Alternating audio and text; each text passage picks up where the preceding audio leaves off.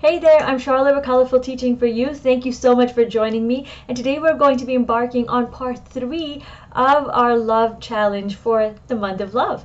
And so far we've looked at the outside world where we've talked about creating beautiful, healthy relationships with your students. We've looked at creating relationships with your family. And now we're going to go from the outside in to creating a beautiful, long-lasting relationship with yourself. And the reason for it is that we as teachers and homeschooling parents spend so much of time taking care of others, of our children, of the parents that are involved, of administration if that's part of what you're doing. We've got all of this that we're juggling that by the time the day ends, we're exhausted, right? We don't have a lot of time for ourselves. I mean, from experience, I go to work, I spend all of my time at work, come back, and then I spend time with my baby, which I love.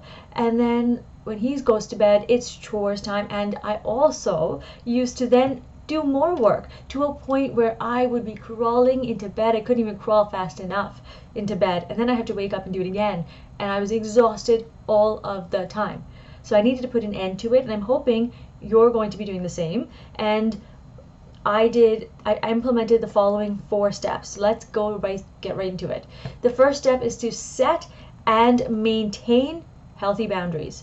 So I've learned that it is so important for me to be able to set these boundaries so that other people involved in my life know when I'm doing what, and I don't get taken advantage of, and I don't want you to be taken advantage of as well. You need to be able to set time to work, time to be with family, time for yourself. So I did a video for an article called How to Set Effective Goals for Teachers in and Out of the Classroom. This will also work for homeschooling parents.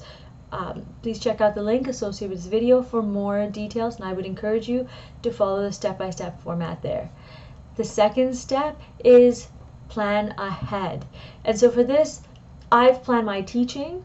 For the week, I like to plan my prep time. I also plan any extra work time well in advance so that I know what's happening and when it's happening, because if a parent or a student needs to see me, I have everything ready and I've got set times for when I can see people as well.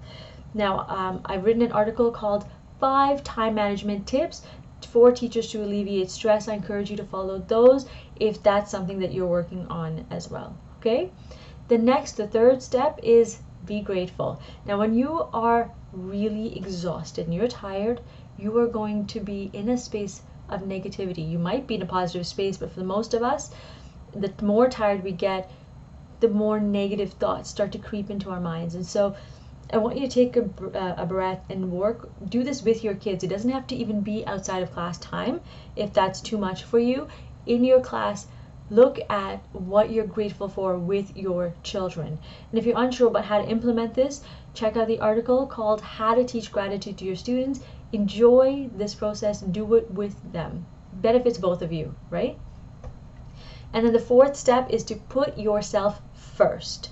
So you do need to set some time aside for you to be able to de-stress. So, going to bed, I used to think that was putting time aside to de-stress, because people would ask me, well, when do you spend time just being? And I was like, I go to sleep. That's my time. They're like, that's not your time. That is just time for your body to just rejuvenate quickly, and then you keep going. But even that, I was barely sleeping for 4 hours, sometimes 3. That's not enough time.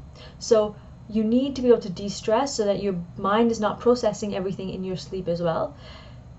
So I would like you to spend a little bit of time, and if you are confused about how to do this, how to carve out some time and what to do, then I've got a free resource for you in my free resource library called 15 Comforting Self-Care Strategies and Reflection Guide. All right? Now, please make sure you know this does not need to take too much of your time. It could just be quick 10 minutes at the end of the day or at the beginning of your morning that you could spend on this, and that's it. So please do not think, oh my gosh, we need to do too much. You can do this. Breathe. You can totally do this. You've got this, friend. So let's recap really quickly.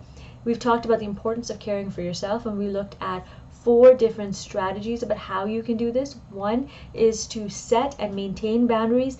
The key is to make sure you maintain them. The second one is to plan ahead.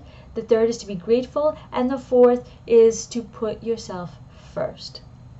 Now, if you need more strategies, especially in regards to planning, if you need a more hands-on approach and a step-by-step guide, I have a free masterclass that's going to help you, and I will link to that as well. It's called Systematic Plan to Super Passionate. If in the meantime you need anything else, please do feel free to contact me and we can have a chat. In the meantime, remember to create, experience, and teach from the heart. I will see you again next week, same place, same time. Take care, my friends. Bye-bye.